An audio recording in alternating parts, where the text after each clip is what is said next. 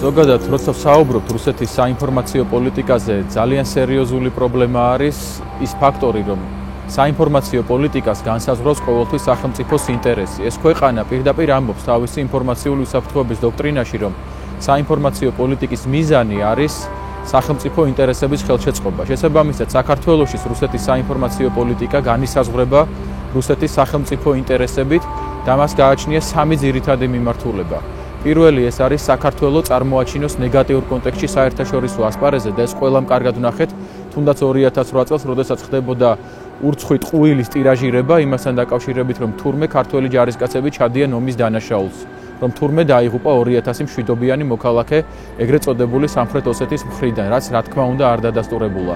ეს კარგად იკვეთება იმაშიც, რომ პრორუსული სხვადასხვა მედია საშუალება ცდილობს გააღვივოს საქართველოში ეთნიკური შუღლი ქართველებსა და მეზობელ ერებს შორის და ესეც არის სერიოზული პრობლემა.